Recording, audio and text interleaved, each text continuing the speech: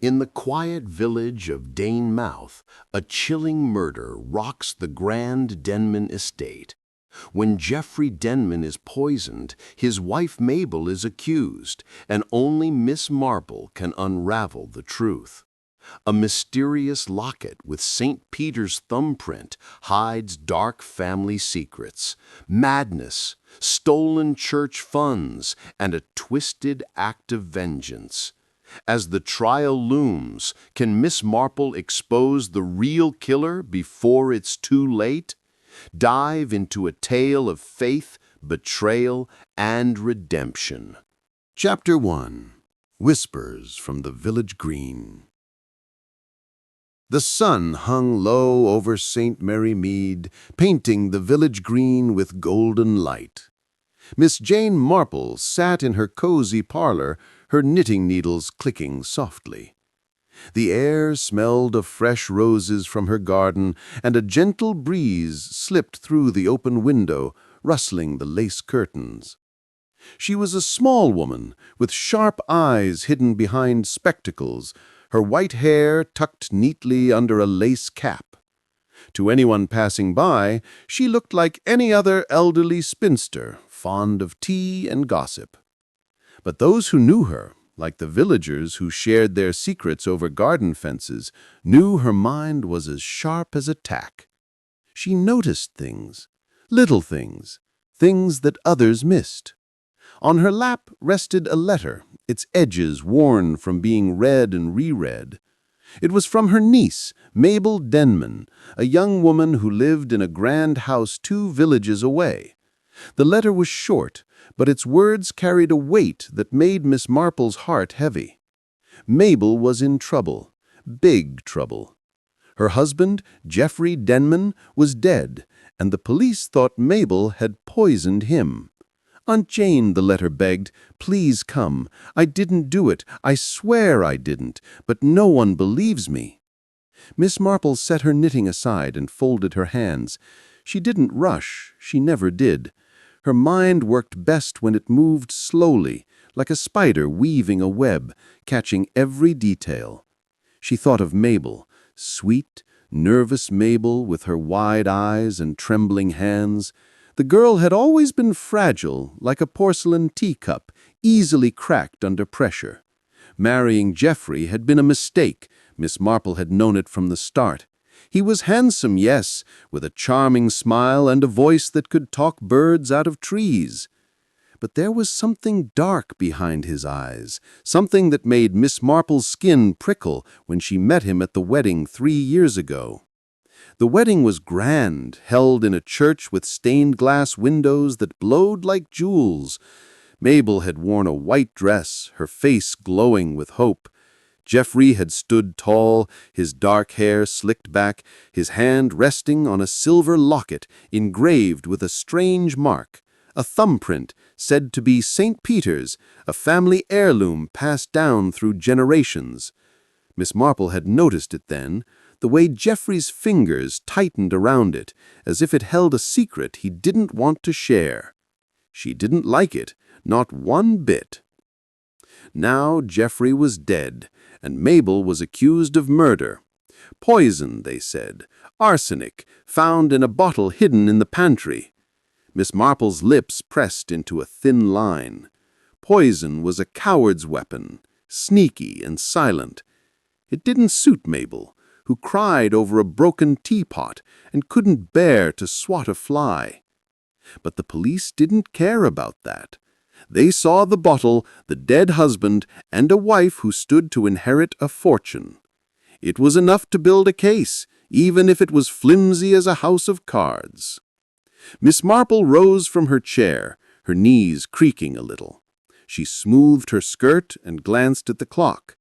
The evening train would take her to Mabel's village, Danemouth, a place not unlike St. Mary Mead, full of old houses and older secrets. She packed a small bag, just a few clothes, her knitting, and a worn Bible she kept for comfort.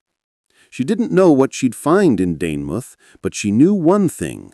Mabel was innocent. She felt it in her bones, the way she felt a storm coming before the clouds appeared. The train ride was quiet, the countryside slipping past in a blur of green fields and stone walls. Miss Marple sat by the window, her hands folded, her mind turning over the letter's words. Mabel had written about Geoffrey's strange behavior in the weeks before his death. He'd been moody, locking himself in his study, muttering about the locket and the mark of St. Peter. He even went to the village church, something he rarely did, and spent hours talking to the vicar about family curses and divine judgment. Miss Marple frowned. Geoffrey wasn't a religious man. He'd always laughed at Mabel's prayers, calling them childish. So why the sudden interest in holy things?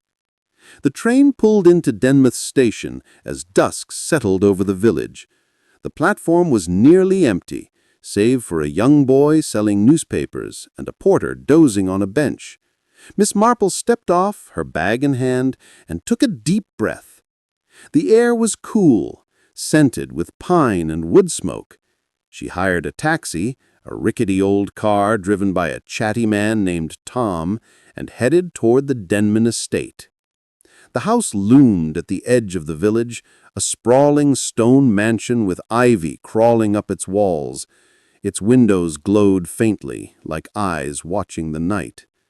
Tom chatted as he drove, spilling village gossip without being asked. "Terrible business, that Denman case," he said, shaking his head. "Poor Mrs. Denman, locked up like a common thief. Everyone's talking about it. Some say she did it for the money. Others say it's the family curse." Miss Marple's ears perked up.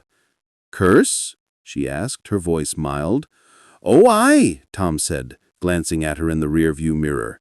"The Denmans have bad blood, they say. Madness runs in the family. Old Mr. Denman, Geoffrey's father, went loony in his last years, raving about St. Peter and a holy mark that save or damn them all. Folks reckon Geoffrey went the same way." Miss Marple nodded, storing the tidbit away. Gossip was like a patchwork quilt. Each scrap seemed small, but stitch them together, and you had a whole story. She thanked Tom as he dropped her at the gate, then made her way up the gravel path. The house was quiet, its heavy oak door creaking as a maid let her in. The girl was young, with red-rimmed eyes, clearly shaken by the scandal. "Mrs. Denman's in the drawing-room, miss," she whispered. "She's not herself, mind. Been crying all day." The drawing-room was grand but gloomy, with dark wood paneling and heavy curtains that blocked the moonlight. Mabel sat by the fireplace, her hands twisting a handkerchief. She looked thinner than Miss Marple remembered, her blonde hair limp, her eyes hollow with fear. When she saw her aunt, she leapt up and threw her arms around her. "Oh, Aunt Jane," Mabel sobbed, "thank you for coming. I didn't know who else to turn to. They think I killed him, but I didn't. I swear I didn't. But no one believes me." "There, there, dear," Miss Marple said, patting her back. "Sit down and tell me everything, from the beginning." Mabel sank onto the sofa, her hands shaking. She started with the day Geoffrey died, 3 weeks ago. He'd been sick for days, complaining of stomach pains and dizziness. The doctor thought it was bad food at first, but then Geoffrey collapsed after dinner, his face gray, his breath ragged. By morning he was gone. The police came soon after, searching the house. They found the arsenic in the pantry, tucked behind a sack of flour. Mabel swore she'd bought it months ago, planning to use it on herself during one of Geoffrey's rages. He was cruel, Aunt Jane.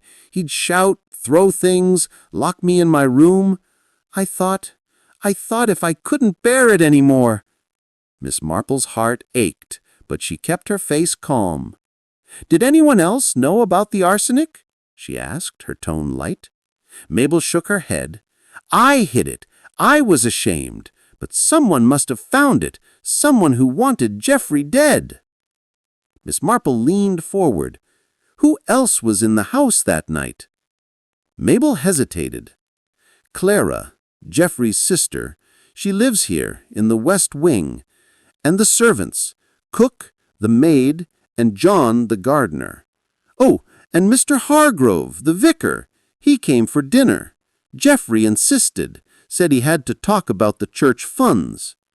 Miss Marple's eyes narrowed. The vicar again, and Clara, who'd always been jealous of Mabel's marriage, according to village talk. She made a mental note. "Tell me about this locket," she said, "the one with St. Peter's thumbprint." Mabel's eyes widened. "How did you know about that?" "You mentioned it in your letter, dear, and I saw it at your wedding. Geoffrey seemed attached to it." Mabel nodded, her voice dropping to a whisper. "He was obsessed. It's an old thing, silver, with a strange mark like a thumbprint. He said it was blessed by a pope centuries ago, meant to protect the family. But he'd clutch it like it scared him, muttering about judgment and sins. I thought he was losing his mind." Miss Marple sat back, her mind spinning. The locket, the thumbprint, the church funds, the family curse. It was a tangle, but every tangle had a loose thread. She just had to find it. She patted Mabel's hand. "Get some rest, dear. I'll stay here tonight and have a look around tomorrow. We'll sort this out." Mabel managed a weak smile. "You believe me, don't you?" Chapter 2. The Poisoned Chalice. Miss Marple sat across from Mabel in the dim drawing room of the Denman estate, the fire casting flickering shadows on the walls. Mabel's hands twisted her damp handkerchief, her eyes red from crying. The air felt heavy, like the moment before a storm breaks. Miss Marple's face was calm, her knitting untouched on her lap. She listened as Mabel poured out her story, her voice trembling but clear, piecing together the days leading to Geoffrey's death. Every word was a thread, and Miss Marple was already weaving them into a pattern. "It started 3 weeks ago," Mabel began, her voice barely above a whisper. "Geoffrey wasn't himself. He was always moody, but this was different. He'd lock himself in his study for hours, muttering to himself. I heard him once, through the door, talking about St. Peter and judgment. He sounded scared." Miss Marple nodded, her sharp eyes fixed on Mabel's face. "Scared of what, dear?" Mabel shook her head. "I don't know. He wouldn't tell me. But he kept that locket with him always, clutching it like it was his lifeline. He'd sit by the fire, staring at it, rubbing that thumbprint mark with his fingers. Once I asked him why it mattered so much. He shouted at me, said it was none of my business, that it was holy, and I wouldn't understand." Miss Marple's lips pursed. She didn't like men who shouted at their wives. It showed a lack of character. "Go on," she said gently. Mabel took a shaky breath. "The night he died, we had dinner with Mr. Hargrove, the vicar. He insisted he come, said it was about the church funds, but they didn't talk much about money. Geoffrey kept asking about St. Peter, about the mark of the faithful and what it meant. Mr. Hargrove looked uncomfortable, like he didn't want to answer. Clara was there too, but she barely spoke. She just watched Geoffrey, her eyes cold. Miss Marple made a mental note. Clara, the sister, with her sharp face and sharper grudges, and the vicar pulled into a conversation he didn't like. "What happened after dinner?" she asked. "Geoffrey was restless," Mabel said. "He drank a lot of wine, more than usual. He kept touching the locket, muttering about sins and forgiveness. I thought he was drunk. Then he started clutching his stomach, saying it hurt. I wanted to call the doctor, but he wouldn't let me. He said it was nothing, just bad food. He went to bed early, and I didn't check on him." Her voice broke. "If I had, maybe he'd still be alive." Miss Marple reached out, patting Mabel's hand. "You couldn't have known, dear. What happened next?" "By morning he was gone," Mabel whispered. "I found him in his bed, his face all gray and twisted. The doctor came, but it was too late. Then the police showed up. They searched the house and found the arsenic in the pantry, behind the flour sack. I told them it was mine, that I'd bought it months ago when things got so bad I thought about ending it all." Her eyes filled with tears. "But I never used it, Aunt Jane. I couldn't. And I'd never hurt Geoffrey, no matter how cruel he was." Miss Marple's heart ached for the girl, but her mind stayed sharp. Arsenic in the pantry, hidden but not too hidden, convenient for the police to find. Too convenient, perhaps. "Who else knew about the arsenic, Mabel?" she asked. "Nobody," Mabel said quickly. "I kept it secret. I was ashamed, but someone must have found it. Someone who wanted Geoffrey dead." Miss Marple leaned back, her mind turning. The arsenic wasn't the only clue. There was the locket, the thumbprint, Geoffrey's strange talk of judgment, and the dinner. Wine, a vicar, a silent sister. She needed to see the house, to walk its halls and feel its secrets. "Show me the pantry, dear, and Geoffrey's study, if you can."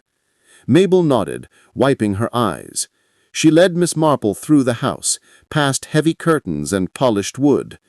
The pantry was small, tucked off the kitchen, its shelves lined with jars and sacks. Miss Marple peered at the spot where the arsenic had been found. The flour sack was still there, a faint white dusting on the shelf. She noticed a smudge on the wood, like a fingerprint, but too faint to be sure. She didn't touch it, let the police fuss with their powders and brushes. She just looked, her eyes catching every detail. Next was Geoffrey's study, a dark room with a heavy oak desk and shelves stuffed with books. A Bible sat open on the desk, its pages marked with a ribbon. Miss Marple stepped closer, her fingers brushing the leather cover. The ribbon marked a passage in Matthew chapter 16 about St. Peter and the keys to heaven. A single verse was underlined in heavy ink. "Whatever you bind on earth will be bound in heaven." She frowned. Geoffrey wasn't a man for Bible study. Why this verse? Why now? "Look at this, Mabel," she said, pointing to the page. "Did Geoffrey read this often?" Mabel shook her head. "Never. He mocked me for praying, but lately he'd sit here with that Bible, reading it like it held some secret. I thought he was going mad, like his father." Miss Marple's ears pricked at that.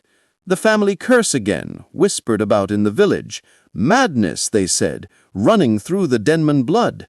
She turned to the desk, her eyes scanning for anything out of place. A wineglass sat in the corner, its rim stained red. Odd for a study. Most men kept brandy here, not wine.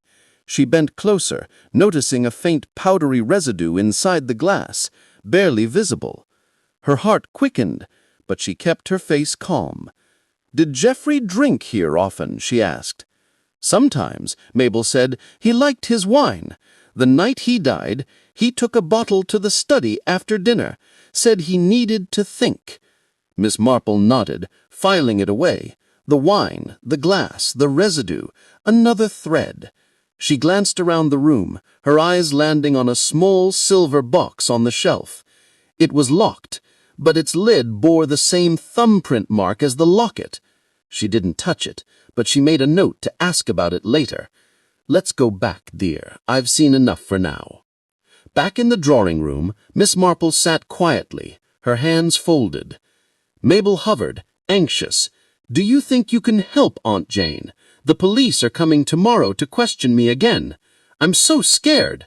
Miss Marple smiled, her eyes kind but sharp. "Don't you worry, Mabel. We'll get to the bottom of this. Now, tell me about Clara. How did she get on with Geoffrey?"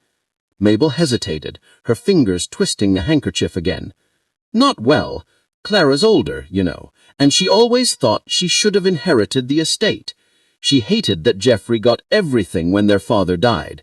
She'd snap at him, call him a fool for his gambling and drinking, and she didn't like me much either, said I was too weak for him."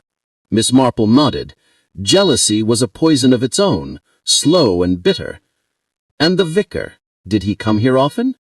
"Only when Geoffrey asked," Mabel said. They'd talk about the church, but it was strange. Geoffrey didn't care about sermons or charity. He only wanted to know about old relics like that locket. Mr. Hargrove said it was a family heirloom, tied to some old blessing from a pope, but he looked nervous when he talked about it. Miss Marple's mind spun. The locket again, always the locket. And the vicar, uneasy, caught in Geoffrey's questions. She thought of the chalice in the church, its smudged rim. Was it a thumbprint, a mark of St. Peter, like the locket? She didn't know yet, but she felt the web tightening. Someone in this house had poured poison into a glass, and someone had used the locket's holy symbol to hide their sin. She'd find them, step by careful step. That afternoon, Miss Marple took a walk through Danmouth, her black shoes crunching on the gravel path. The village was small, its cottages neat and its green bustling with chatter. She stopped at the post office, where the postmistress, a plump woman named Mrs. Price, was eager to talk. Terrible thing, that Denman business, Miss Marple said, leaning over the counter. Poor Mabel locked up like a criminal. But I'll tell you, miss, Geoffrey wasn't no saint. Always flashing that locket, acting like it made him untouchable. Folks say it's cursed, that thumbprint. Brings bad luck to the Denmans. Miss Marple smiled politely. Cursed, you say? Oh, aye, Mrs. Price said, her eyes gleaming. Old Mr. Denman went mad, raving about St. Peter's mark, and now Geoffrey, dead in his prime. Makes you wonder, don't it? Miss Marple thanked her, and moved on, her mind buzzing. The village was full of whispers, curses, madness, a holy mark. She thought of the Bible verse, the wineglass, the smudged chalice, pieces of a puzzle, scattered but fitting together.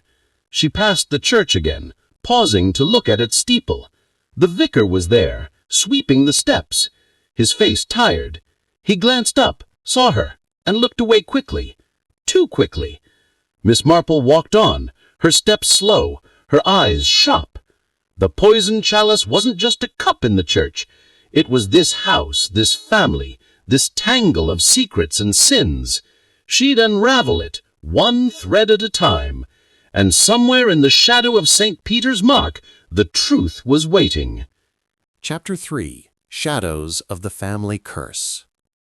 The morning mist hung low over Danmouth, wrapping the village in a soft, gray blanket. Miss Marple walked the path from the Denman estate to the village green, her black shoes tapping lightly on the damp stones. Her mind was busy, piecing together the threads of Mabel's story, the locket, and the whispers of a family curse. The air smelled of wet grass and chimney smoke, and the church steeple poked through the fog like a finger pointing to heaven. She was headed to see Clara Denman, Geoffrey's sister, and then the vicar, Mr. Hargrove. Both held pieces of this puzzle, and Miss Marple was determined to find them. Clara lived in the west wing of the estate, a gloomy corner with narrow windows and ivy choking the walls. Miss Marple knocked, her knuckles sharp against the heavy door. Clara opened it, her tall frame filling the doorway. Her dark eyes were sharp, like a hawk's, and her lips were a thin line. "Miss Marple," she said, her voice cold, "Mabel said you'd come poking around." "Just a chat, dear," Miss Marple said, her smile warm, but her eyes sharper than Clara's. "May I come in?" Clara hesitated, then stepped aside. The sitting room was small, cluttered with old furniture and faded photographs. A silver cross hung on the wall, glinting faintly in the dim light. Miss Marple sat, her hands folded, noticing a worn prayer book on the table, its pages marked with a ribbon. Clara sat stiffly, her hands clasped tight. "I'm here to help Mabel," Miss Marple began, her voice gentle. "But she's in a terrible spot, poor thing. I'm sure you want to help her too." Clara's eyes narrowed. "Mabel's weak, always was. Geoffrey deserved better, but he didn't deserve to die." Miss Marple tilted her head. "You and Geoffrey were close, weren't you?" Clara's jaw tightened.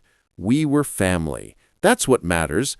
But he was a fool, gambling, drinking, throwing away Father's money. And that locket." Her voice trailed off, her fingers brushing the cross on the wall.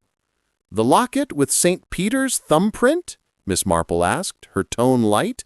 Clara's eyes flicked to her, sharp and wary. "You know about it?" "Mabel mentioned it," Miss Marple said. "Geoffrey seemed fond of it, said it was a family heirloom, blessed by a pope. Did it mean much to you?" Her hands clenched. "It was Father's. He said it was our protection, a mark of faith. Geoffrey didn't deserve it. He mocked it, wore it like a trophy, but he was no saint." Her voice was bitter, like cold tea left too long. Miss Marple nodded, her mind catching the edge in Clara's words. Jealousy, perhaps, or something deeper. "There's talk in the village," she said, "about a family curse. Madness, they say, and the Denman blood. Did Geoffrey ever speak of it?" Clara's face paled, but her eyes stayed hard. "Village gossip. Father wasn't mad, just troubled. He saw things, heard voices, talked about St. Peter judging us. Geoffrey started acting the same way, muttering about sins and the locket. I told him to stop, but he wouldn't listen." Miss Marple's heart quickened, but her face stayed calm. Madness or fear? And why the locket? Always the locket. She thanked Clara and left, her mind spinning. Clara's anger was real, but so was her fear. Something about the locket and the family had her on edge. The church was next, a short walk across the green. The mist was lifting and the village was waking up, with women hanging laundry and men heading to the fields. Miss Marple found Mr. Hargrove in the vestry, sorting hymnals. He was a thin man, with gray hair and nervous hands. He jumped when she knocked, his eyes darting like a startled rabbit's. "Miss Marple," he said, forcing a smile, "what brings you here?" "Just a visit," she said, sitting on a wooden bench. "I'm staying with Mabel, helping her through this dreadful business. You were at the house the night Geoffrey died, weren't you?" Hargrove's hands fumbled with a hymnal, dropping it with a thud. "Yes, I was. Geoffrey wanted to talk about the church funds. He was a donor, you know." Miss Marple's eyes twinkled behind her spectacles. "But it wasn't just about money, was it?" Mabel said. "He asked about St. Peter and the locket." Hargrove's face flushed. "He did. He was troubled. Kept talking about the thumbprint, saying it was a sign of judgment. I told him it was just an old story, a relic from his family's past. A pope blessed it centuries ago, or so they say. It's nothing but silver and superstition." Miss Marple leaned forward. "But Geoffrey believed it meant something, didn't he?" Hargrove's eyes turned away and fingers twisting. "He was obsessed. Kept asking if the mark could protect him, or if it marked him for punishment. I tried to calm him, but he wouldn't listen. He even asked about the church chalice, said it had a mark like the lockets. I told him it was nonsense." Miss Marple's mind snapped to the chalice she'd seen, its rim smudged with a faint thumbprint. "The chalice," she said softly. "May I see it?" Hargrove hesitated, then led her to the altar. The silver chalice sat where she'd seen it, its surface gleaming, but for that one smudge. She didn't touch it, just looked, her eyes tracing the mark. It was faint, but it matched the locket's design, a thumbprint, rough and deliberate. "Has this been used lately?" she asked. "For communion, yes," Hargrove said, "but not since that night." Miss Marple nodded, her mind racing. The chalice, the locket, the Bible verse about binding sins, and now the church funds, which Hargrove mentioned too quickly. She thanked him and stepped outside, her thoughts weaving tighter. Geoffrey's death wasn't just about poison in a wineglass. It was tied to this house, this church, this mark of St. Peter. Back at the estate, Miss Marple sat in the garden, her knitting in her lap, but her needle still. The roses were wild, their thorns sharp like the secrets in this family. She thought of Clara's bitterness, Hargrove's nerves, and the whispers of a curse. Then there was the church money. Geoffrey had been a donor, but Mabel said he gambled, squandered his wealth. Where did the money come from? And why was Hargrove so jumpy? She walked to the village post office, where Mrs. Price was sweeping the steps. "Good day, Mrs. Price," Miss Marple said, her smile bright. "I hear Mr. Denham was generous with the church. Quite a donor, wasn't he?" Mrs. Price snorted, leaning on her broom. Generous? Maybe, but it wasn't his money to give. Word is, he took it from the estate, money meant for Mabel and Clara. Some say he even dipped into the church collection plate, though the vicar won't admit it. Miss Marple's eyes widened slightly, but her face stayed calm. Embezzlement, a motive perhaps, for someone to want Geoffrey gone. "And Clara?" she asked. "Did she know?" Mrs. Price lowered her voice. "Clara's no fool. She knew Geoffrey was wasting the family fortune, hated him for it. And that locket, she wanted it, said it belonged to her by right, called it a holy thing, a sign of God's favor." Miss Marple thanked her and walked back to the estate, her mind humming. The curse, the money, the locket, the chalice. Shadows of the past were creeping into the present, and Geoffrey's death was the key. She thought of St. Peter, the apostle who denied his faith but was forgiven. The thumbprint was his mark, a symbol of truth and redemption. But someone in this house had twisted it, used it to hide a sin. In the drawing room, Mabel was waiting, her face pale. "Did you find anything, Aunt Jane?" she asked, her voice small. "Bits and pieces, dear, but they're coming together. Tell me, did Geoffrey ever talk about the church money?" Mabel frowned. He said he was giving to the church to make up for his sins. But Clara was furious. She said he was stealing from us, from the family. I didn't believe her. I thought she was just jealous. Miss Marple nodded, her web tightening. Clara's anger, Hargrove's fear, Geoffrey's obsession, and somewhere a bottle of arsenic, a smudged chalice, and a locket with a saint's mark. The truth was close, hidden in the shadows of this cursed family. She'd find it, one careful step ahead. Chapter 4. Threads of Deception. The afternoon sun spilled across Danemouth, turning the village green into a patchwork of light and shadow. Miss Marple sat on a bench outside the Denham estate, her knitting in her lap, her eyes scanning the quiet street. Her mind was a loom, weaving threads from Mabel's tears, Clara's anger, and the vicar's nervous glances. The locket with St. Peter's thumbprint kept tugging at her thoughts, like a knot she couldn't untie. Geoffrey's death was no simple murder. It was tangled in family secrets, church money, and a holy symbol twisted into something dark. She'd spent the morning talking to the servants. Cook, a stout woman with flour-dusted hands, swore she'd seen nothing odd the night Geoffrey died. "He ate the same as everyone, roast lamb, potatoes, and wine," she said, her voice gruff. "I don't know how poison got in him."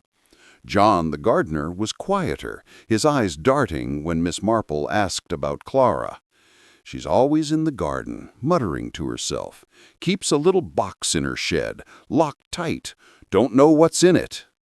Elsie, the maid, added a tidbit. "Miss Clara was in the kitchen that night, after dinner, fussing with the wine bottles. Said she was checking the labels." Miss Marple's needles clicked softly, though her hands barely moved. Clara in the kitchen, near the wine. A locked box in the shed. She filed it away, her mind turning to the other players. There was Tom, the taxi driver, who'd hinted at Geoffrey's gambling debts. "Owed money to half the county," he'd said, dropping her at the estate. "Some rough types came calling, looking for their share."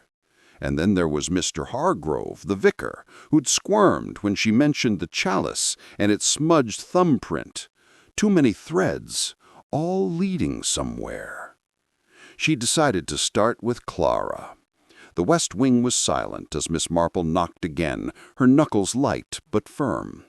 Clara opened the door, her face tighter than yesterday, her dark eyes wary. "Back again?" she said, her voice sharp as a blade. "Just a few questions, dear," Miss Marple said, her smile warm. "May I sit?" Clara let her in, grudgingly, and they sat in the same cluttered room. The silver cross on the wall gleamed, catching Miss Marple's eye. "You're fond of the church, aren't you?" she asked, her tone light. Clara's lips twitched. "It's a comfort, unlike this family. Geoffrey dragged us all into the mud with his gambling and lies." Miss Marple nodded, her eyes soft but watchful. "He owed money, I hear. Did that cause trouble between you?" Clara's hands clenched. "He was ruining us. Father's money, our name, all gone on cards and horses. I told him to stop, but he laughed, said the locket would protect him, like some holy charm. Fool!" "Did you ever see him with the locket after dinner that night?" Miss Marple asked, her voice gentle. Clara hesitated, her eyes flicking to the prayer book on the table. "He was wearing it, as always. Why?" Miss Marple smiled, letting the question hang. She noticed a faint tremble in her hands, a crack in her cold mask. "And the wine," she said. "Elsie mentioned you were in the kitchen, checking the bottles." Clara's face hardened. "I like things in order.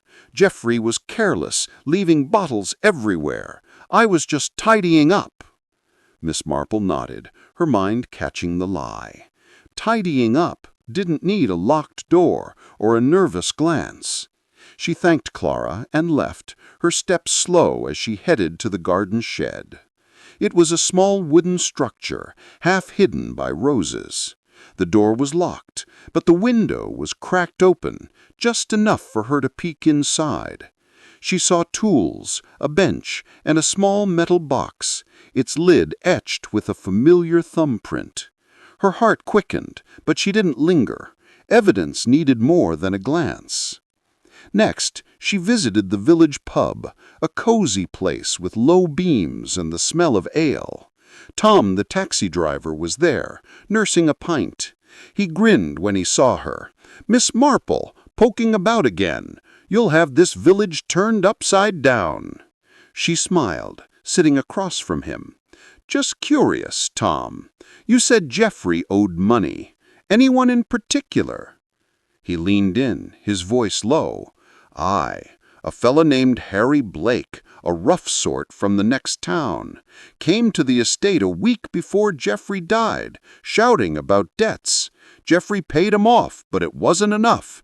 Harry's got a temper, and he don't like being crossed." Miss Marple's eyes twinkled. A new thread. Harry Blake, a man with a grudge. "Did Harry ever mention the locket?" she asked. Tom frowned. "Funny you say that. I heard him once outside the pub, saying Geoffrey flashed that locket like it made him untouchable. Harry laughed, called it a trinket for fools." Miss Marple thanked him and walked back to the church, her mind buzzing. Harry Blake, Clara, the vicar, all tied to Geoffrey, all with reasons to hate him. But the locket and the chalice kept pulling her thoughts. She slipped into the church, quiet now, except for the creak of pews. The chalice was still on the altar, its smudged thumbprint untouched. She studied it, her eyes tracing the mark. It wasn't just a smudge, it was deliberate, pressed into the silver like a signature. She thought of the locket, the Bible verse in Geoffrey's study, and Geoffrey's talk of judgment. Was the chalice part of a ritual, a twisted act of faith? Mr. Hargrove appeared from the vestry, his face pale. He said, "Miss Marple, you're back." "I am," she said, her smile kind, but her eyes sharp. "This chalice, it's lovely. Has it always had that mark?" Hargrove's hands twisted. "It's old, you know, gets smudged with use. I clean it, but—" He trailed off, his eyes darting to the door. Miss Marple nodded, letting him squirm. "Geoffrey asked about it, didn't he? About its mark, matching his locket." Hargrove swallowed. "He did. Said it was a sign, a connection to St. Peter. I told him it was just a story, but he wouldn't let it go. Kept saying the thumbprint would save him." "Save him from what?" Miss Marple asked softly. He looked away. "His sins, I suppose. He was troubled. talked about deaths, curses, the family's past. I tried to help, but he was beyond reason." Miss Marple thanked him and left, her mind spinning. The chalice mark wasn't accidental. Someone had pressed it there, maybe to mimic the locket, to tie Geoffrey's death to a holy symbol. But why? To hide a crime, or to send a message? She thought of Clara's locked box, Harry's temper, and the vicar's nerves. And the wine, always the wine, served at dinner, carried to the study, maybe laced with arsenic. Back at the estate, Miss Marple found Mabel in the drawing-room, her face pale as she read a letter from the police. "They're coming tomorrow. They say the trial is set for next week. Aunt Jane, I'm so scared." Miss Marple patted her hand, her voice steady. "Don't fret, dear. We're getting closer. Tell me, did Clara ever handle the wine that night?" Mabel frowned. I think so. She poured it at dinner, said Geoffrey liked a special bottle from the cellar. Why?" Miss Marple's eyes gleamed. Another thread, tighter now. Clara in the kitchen, Clara with the wine, Clara with a locked box, and Harry Blake lurking in the shadows, angry about money. She thought of the chalice, its thumbprint a silent clue. Someone had woven a web of deception, using St. Peter's mark to hide their guilt. She'd unravel it, one step at a time. That evening, she sat in her room, her knitting untouched. The house was quiet, but the air felt heavy, like a secret waiting to spill. She thought of the Bible verse in Geoffrey's study, "Whatever you bind on earth will be bound in heaven." Was it a warning or a confession? She didn't know yet, but the threads were coming together. Clara's anger, Harry's grudge, the vicar's nerves, and that smudged chalice, all tied to a locket that promised protection, but brought death. The trial was coming, and Mabel's life hung in the balance. Miss Marple closed her eyes, her mind weaving. The truth was close, hidden in the threads of deception. Chapter 5. The Vicar's Silent Confession. The morning light filtered through the stained-glass windows of Danemouth's church, casting patches of red and blue across the stone floor. Miss Marple stood near the altar, her eyes fixed on the silver chalice with its smudged thumbprint. The mark was no accident. It mirrored the locket's design, a deliberate echo of St. Peter's blessing. Her mind wove the clues together, Geoffrey's poisoned wine, Clara's bitterness, Harry Blake's threats, and the vicar's nervous glances. The web was tightening, and Mr. Hargrove, with his trembling hands and evasive answers, was at its center. Today she'd tug that thread and see what unraveled. She found him in the vestry, sorting papers with a distracted air. His grey hair was mussed, his eyes tired, as if sleep had eluded him. "Miss Marple," he said, startled, dropping a hymn sheet, "you're early for services." "No services today, Mr. Hargrove," she said, her voice gentle but firm. "I'm here about Geoffrey Denman and the chalice." She nodded towards the altar, her eyes sharp behind her spectacles. Hargrove's face paled, his hands fumbling. "The chalice? It's just church property, old like I said." Miss Marple sat on a pew, her hands folded. "It's more than that, isn't it? Geoffrey thought so. He kept asking about its mark, tying it to his locket. You knew why, didn't you?" Hargrove's lips twitched, but he stayed silent, his eyes darting to the door. Miss Marple pressed on, her tone soft but relentless. "He wasn't just asking about St. Peter. He was scared, talking about sins and judgment. What did he tell you, Mr. Hargrove? In confession, perhaps?" The vicar flinched, as if struck. "Confession is sacred," he whispered. "I can't speak of it." Miss Marple's eyes twinkled. "But you don't need to, dear. Your face says enough. Geoffrey came to you, didn't he? Not for faith, but for secrets. About the church funds, maybe? Or the locket's true meaning? Hargrove sank into a chair, his hands shaking. He was troubled. Came to me weeks before he died, ranting about the locket, saying it was a curse, not a blessing. He said the thumbprint marked the Denmans for judgment, that his father went mad because of it. I told him it was just a relic, a story, but he wouldn't listen. Miss Marple nodded, her mind catching a new thread. And the church funds? He was a donor, but the village says he stole from the estate and maybe even the church itself. Hargrove's eyes widened, his voice barely a whisper. He gave generously, yes, but I suspected some of it wasn't his. I didn't ask questions. I needed the money for repairs, for the poor. I thought it was God's will. Miss Marple's lips pursed, hypocrisy cloaked in piety. She'd seen it before in villages just like this. And Clara? She asked. Did she know about the money? Hargrove looked away, his fingers twisting. She suspected. Came to me after Geoffrey's death, asking if he'd been honest with the chach. She was angry, said he'd robbed her inheritance. She even asked about the locket, said it should have been hers, that father meant it for her. Miss Marple's heart quickened. Clara again, circling the locket like a moth to a flame. She thought of the locked box in the shed, its thumbprint etching. Did Clara ever touch the chalice? Hargrove frowned. She helps with communion sometimes, polishes the silver, sets it out. Why?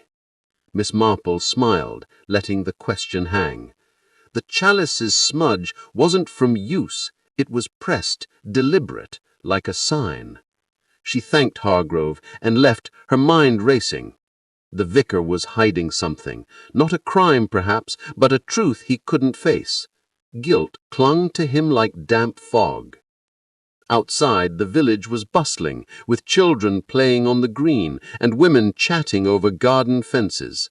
Miss Marple walked to the estate, her steps slow but purposeful. She needed to see Clara's shed again, to check that box.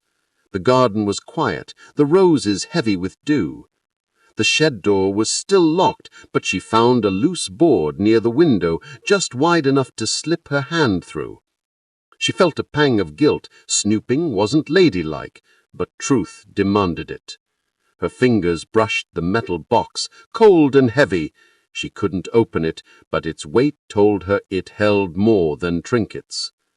Back at the house, she found Mabel in the drawing-room, her face pale as she clutched a letter from the police. "They're coming tomorrow, Aunt Jane," she whispered. "They say they have new evidence. What if it's worse?" Miss Marple patted her hand, her voice steady. "Don't worry, dear. We're close. Tell me, did Clara ever talk about the church money or Geoffrey's debts?" Mabel's eyes widened. "She did. She said he was stealing from us, giving it to the church to look good. She hated him for it, and she kept saying the locket was hers by right, that father meant it for her." Miss Marple nodded, her web tightening. Clara's anger wasn't just jealousy, it was betrayal, deep and raw. She thought of the wine-glass in Geoffrey's study, its powdery residue, the chalice's thumbprint, the locked box, and Harry Blake, the creditor, still lurking in her thoughts. She needed one more piece, one more thread to tie it all together. She walked to the village pub, where Tom was polishing glasses behind the counter. "Miss Marple," he grinned, "still chasing ghosts?" "I'm just answers," she said, her smile warm. "Tell me about Harry Blake. Did he ever come to the estate after Geoffrey died?" Tom nodded, leaning in. "Aye, the day after. Looked furious. Said Geoffrey cheated him out of a big sum. Asked Clara if she'd settle the debt. She sent him packing. Said she owed him nothing." Miss Marple's eyes gleamed. Harry had a motive, but Clara's reaction was telling. Why so quick to dismiss him? Was she hiding her own secrets? She thanked Tom and headed back, her mind spinning. The locket, the chalice, the money, the poison, all pointed to Clara, but the why was still murky. That evening, Miss Marple sat in her room, her knitting untouched.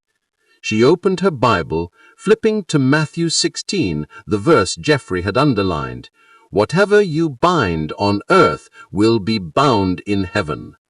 She thought of St. Peter, the apostle of truth, whose thumbprint was said to mark the faithful.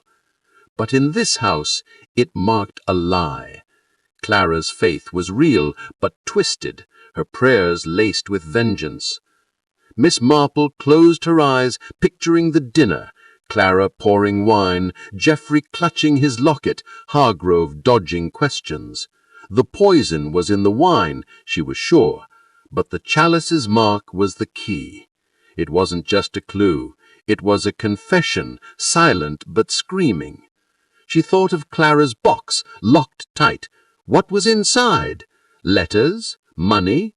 Or something darker, tied to the church funds Geoffrey stole? And Hargrove, protecting his flock, but hiding his own shame. Miss Marple's fingers brushed her knitting, her mind weaving faster. Clara had the chance, pouring the wine, handling the chalice. She had the motive, anger at Geoffrey's theft, obsession with the locket. But was it enough to kill? The trial was days away, and Mabel's fate hung by a thread. Miss Marple knew she needed proof, something to break Clara's mask. She thought of the chalice, its thumbprint pressed like a brand. Tomorrow she'd talk to the police, ask about fingerprints. If Clara's matched the chalice, it would point to her, maybe to the wineglass too. The locket was the bait. She'd use it to draw Clara out. As night fell, the estate was quiet, but the air crackled with secrets. Miss Marple sat by her window, watching the moon rise over the church steeple. St. Peter's thumbprint wasn't just a mark, it was a judgment pointing to the guilty. Clara's silent confession was in that chalice, in her locked box, in her cold eyes. Miss Marple would find it, one careful stitch at a time. Chapter 6. Trial by Fire and Faith. The courtroom in Danamouth was a somber place, its wooden benches worn smooth by years of anxious hands. Miss Marple sat in the back, her black hat tilted slightly, her knitting tucked in her bag. The air smelled of polish and old paper, and the room buzzed with whispers as Mabel Denman stood in the dock, her face pale as a ghost. The prosecution's voice boomed, laying out a case as tight as a noose. Arsenic in the pantry, Mabel's shaky alibi, and a fortune to gain from Geoffrey's death. The crowd leaned forward, eager for drama. But Miss Marple's eyes were sharp, scanning faces, Clara's cold stare, Mr. Hargrove's nervous fidgeting, and the empty seat where Harry Blake might have sat. Mabel's lawyer, a young man named Mr. Finch, did his best, but his voice trembled. He called witnesses, Cook, who swore Mabel never touched the wine, Elsie, who stammered about Clara's late-night kitchen visits. The prosecution swatted them away, pointing to the arsenic bottle with Mabel's fingerprints. Miss Marple's lips pursed. Fingerprints were tricky things, easy to plant, hard to explain. She thought of the chalice's thumbprint, the locked box in Clara's shed, and the wineglass with its powdery residue. The truth was close, but the courtroom was a fog of lies. When Mr. Finch called Miss Marple to the stand, a murmur rippled through the crowd. She walked slowly, her step steady, her face calm, but her mind racing. She swore the oath, her hand on the Bible, and thought of St. Peter's words, "Whatever you bind on earth will be bound in heaven." Truth was her weapon today. "Miss Marple," Mr. Finch began, "you've been staying at the Denman estate. Have you observed anything that might help Mrs. Denman?" Miss Marple's voice was soft, like a grandmother telling a story. I've seen a great deal, Mr. Finch. People talk, you know, in villages. They say Geoffrey Denman was a troubled man, fond of gambling and secrets. He wore a locket, a hand heirloom with St. Peter's thumbprint, said to be blessed. He thought it would protect him, but it didn't, did it?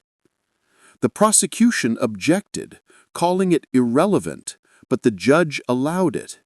Miss Marple went on, her eyes sweeping the room. Geoffrey spoke of judgment, of sins catching up. He asked the vicar about St. Peter, about marks of faith. I wonder if he knew someone wanted him gone, someone close, who used that holy mark to hide their sin. Clara shifted in her seat, her hands clenching. Hargrove's face went white. Miss Marple kept her voice steady. The chalice in the church has a thumbprint, just like the lockets. Odd, isn't it? A mark pressed into silver, not from use, but deliberate, like a sign or a confession. The courtroom stirred, whispers rising. The prosecution scoffed, calling it fancy talk, but Miss Marple saw the judge's eyes narrow. She stepped down, her words planted like seeds. She'd not accused anyone, not yet, but she'd lit a spark, and Clara's face told her it was burning. After the session, Miss Marple slipped out to the village green, where she met Inspector Reed, a gruff man with a sharp mind. She'd spoken to him yesterday, asking about fingerprints on the wineglass and chalice. "Anything new, Inspector?" she asked, her smile mild. Reed frowned. "The wineglass had Mabel's prints, as we said, but the chalice, there's a clear thumbprint, not Mabel's. We're checking it now, but it's slow work." Miss Marple nodded, her heart quickening. "And the locket? Was it tested?" "Still with the body. No prints we can use. Why's it matter?" She smiled, letting the question pass. The locket was the key, not for prints, but for what it meant. Faith twisted into vengeance. She thanked Reed and walked to the church, her mind weaving. Clara's anger, Hargrove's guilt, and the chalice's mark pointed to a truth she could almost touch. She needed to tug one last thread. That evening she visited Mabel in her cell, a cold room with a single window. Mabel's eyes were red, her hands trembling. "Aunt Jane, they're going to convict me. I can feel it." Miss Marple patted her hand. "Not yet, dear. Tell me, did Clara ever talk about the church funds, beyond Geoffrey's gifts?" Mabel frowned. "Once she said he was stealing from the church, not just us. She was furious, said it was a sin against God. She kept saying the locket should be hers to make things right."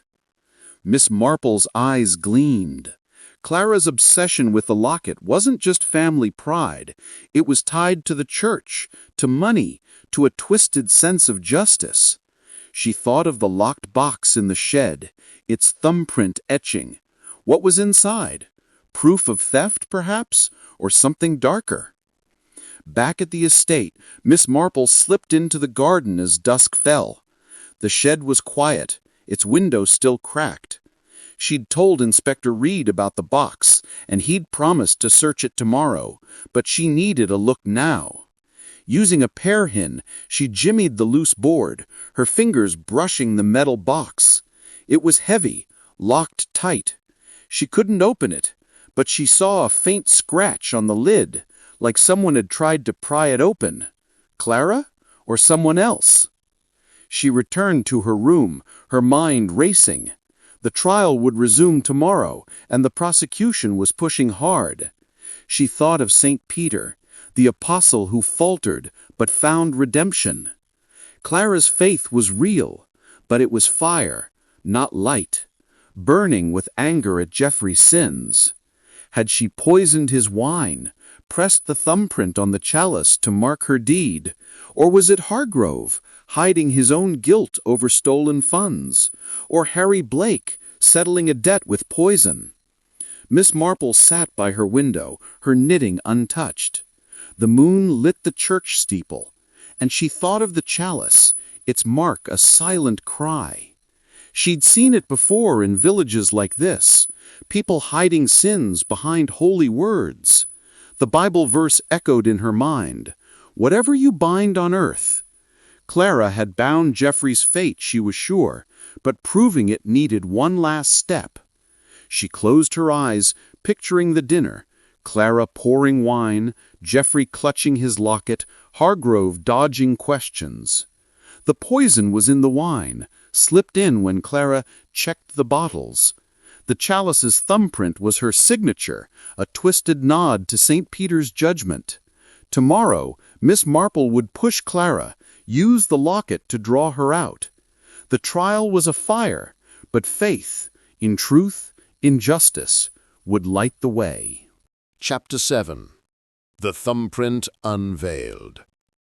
The church in Danemouth stood silent under a grey sky, its steeple cutting through the morning mist. Miss Marple walked the gravel path, her black shoes crunching softly, her mind sharp as a needle. The trial was in its final days, and Mabel's fate hung by a thread. The clues, Clara's locked box, the chalice's thumbprint, the poisoned wine, pointed to a truth Miss Marple could almost grasp. Today, she'd pull the final thread, using the locket with St. Peter's mark to unravel the killer's web. She'd arranged a meeting in the church, a quiet trap to catch a confession. Inside, the air was cool, scented with wax and old wood. The silver chalice gleamed on the altar, its smudged thumbprint like a silent accusation. Miss Marple had asked Inspector Reed to bring Clara, Mr. Hargrove, and the locket, which had been taken from Geoffrey's body. She'd also requested the metal box from Clara's shed, now in police hands. Her plan was simple. Face Clara with the evidence. Let the locket's weight break her. Clara arrived first, her tall frame stiff, her dark eyes cold. "What's this about?" she snapped, glancing at the chalice. "I've got better things to do than play your games." Miss Marple smiled, her voice gentle. "No games, dear. Just truth. You loved that locket, didn't you? Thought it was yours by right?" Clara's jaw tightened. "It was Father's. He said it was holy, a mark of St. Peter's blessing. Geoffrey didn't deserve it." Mr. Hargrove slipped in, his face pale, his hands twisting. "Miss Marple, why are we here?" "To talk about Geoffrey and the church funds he stole. You knew, didn't you, Mr. Hargrove? Knew he was taking money meant for the poor, hiding it behind his generous gifts." Hargrove's eyes dropped. "I suspected, but I needed the money for the church. I thought it was God's will." Miss Marple nodded, her web tightening. Inspector Reed entered, carrying the locket and the metal box. He set them on a pew, his face grim. "We opened the box. Letters inside from Geoffrey to Clara, admitting he took church funds. And a vial, empty, but it smells of arsenic." Clara's face went white, her hands clenching. Miss Marple stepped closer, her voice soft but sharp. "You found those letters, didn't you, Clara? Found out Geoffrey was stealing, shaming the family? You hated him for it, for taking your inheritance, your locket. So you planned it. Poison in his wine, a thumbprint on the chalice to mark your deed." Clara staggered back, her voice a hiss. "You can't prove it." Inspector Reed stepped forward. "The chalice's thumbprint matches yours, Miss Denman. And the wineglass from Geoffrey's study, your print's there too, not Mabel's." Miss Marble's eyes softened, but her voice was firm. "You thought you were binding his sins, didn't you? Like the verse Geoffrey underlined. Whatever you bind on earth will be bound in heaven. But you bound your own, Clara." Clara's face crumpled, tears spilling. He was a thief, stealing from the church, from us. He laughed at Father's faith, at the locket. I wanted justice. I took the arsenic from Mabel's hiding place, put it in his wine. The chalice was my mark, my way of saying he'd face God's judgment. Hargrove gasped, his hands covering his face. Reed nodded, his voice steady. That's enough, Miss Denman. You're under arrest. Clara sank to her knees, sobbing, the locket glinting in Miss Marple's hand. The truth was out, unveiled like St. Peter's mark, clear, undeniable. Miss Marple felt no triumph, only sorrow. Faith had turned to vengeance, and a family was broken. Later at the estate, Mabel clung to Miss Marple, tears of relief on her face. "You saved me, Aunt Jane. I thought I was done for." Miss Marple patted her hand, her smile kind. "Truth has a way of shining through, dear, like a light in the dark." The church was quiet again, the chalice cleaned, its thumbprint gone. Miss Marple sat in her room, her knitting in her lap, her mind still. Clara's confession had freed Mabel, but it left scars. The locket, now in Mabel's hands, was just silver, its blessing tainted by blood. Miss Marple thought of St. Peter, who faltered but found forgiveness. Clara would face justice, but perhaps, in time, grace too. The trial would end tomorrow, with Clara's confession sealing the case. Miss Marple's work was done, but the village would talk for years of the locket, the curse, and the spinster who saw through it all. She closed her eyes, the web complete, its threads woven into truth. Chapter 8. Redemption in St. Mary's Light. The sun rose over Danemouth, its golden rays piercing the morning mist and bathing the village green in warmth.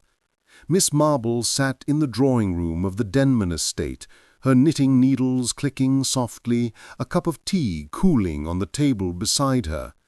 The house was quiet now, the weight of secrets lifted, though the air still carried a faint sorrow. Clara's confession had freed Mabel, and the trial had ended yesterday with the judge's ruling Mabel was innocent, and Clara would face justice for Geoffrey's murder. The village buzzed with the news, but Miss Marple's work was done, and she was ready to return to St. Mary Mead. Mabel sat across from her, clutching the silver locket with St. Peter's thumbprint, her eyes still red from tears, but brighter now, touched by relief. "I can't believe it's over, Aunt Jane," she said, her voice soft. "I thought I'd never see this house again, not as a free woman." Miss Marple smiled, her eyes kind behind her spectacles. "Truth has a way of finding the light, dear. You're safe now, and that's what matters." Mabel's fingers traced the locket's etched thumbprint, a faint mark that once seemed cursed, but now felt like a promise. "Clara thought this was holy," she whispered. "It should have been hers, that it would protect us, but it brought so much pain." Miss Marple nodded, her needles pausing.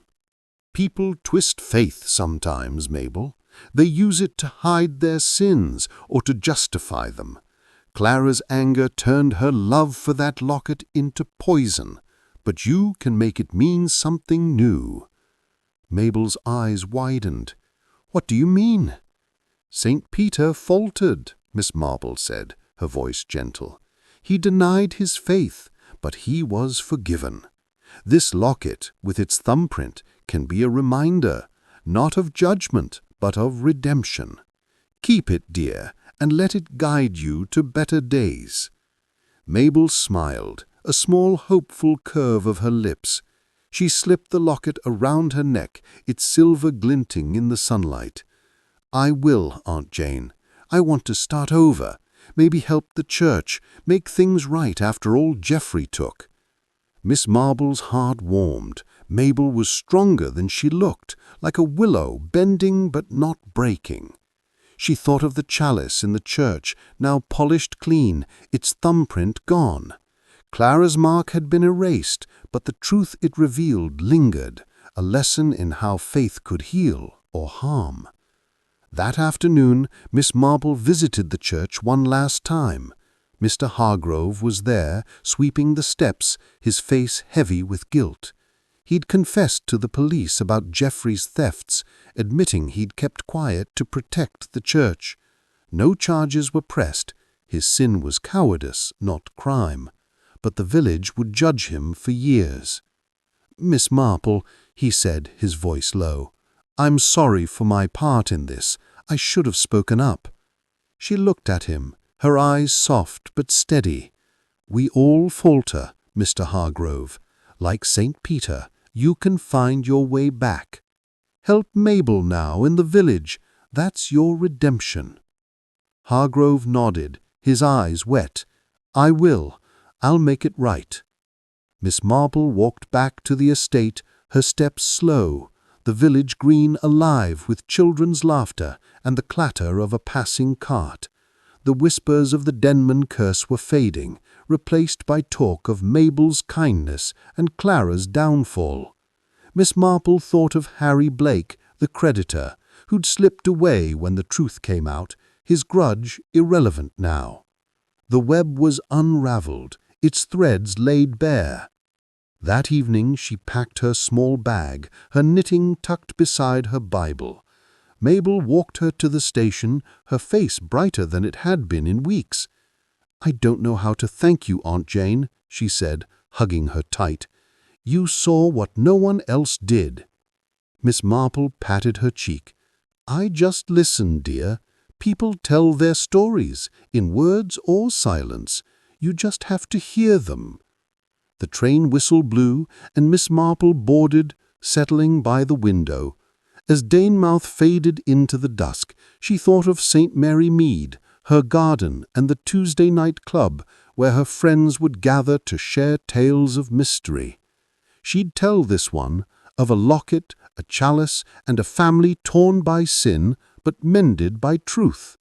The locket's thumbprint, once a mark of judgment, had become a symbol of grace, shining in St. Mary's light. Back in St. Mary Mead, the club met in her parlor, the fire crackling as the village slept. Dr. Haydock, the vicar, and Miss Hartnell leaned in, eager for her story. She told it simply, her voice soft, her needles clicking. It was the thumbprint, she said, that showed the way. Not just on the chalice, but in their hearts. Clara bound her own guilt, but Mabel found forgiveness. Like St. Peter, we all stumble, but we can rise. The room was quiet, the fire casting shadows.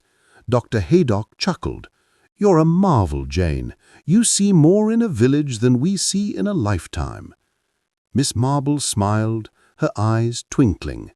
"It's just people, dear. They're the same everywhere. And truth, like faith, always finds a way." She sipped her tea, the locket story complete. Outside, St. Mary Mead slept under a starry sky, its secret safe for now. But Miss Marple knew more would come, whispered over fences or hidden in plain sight.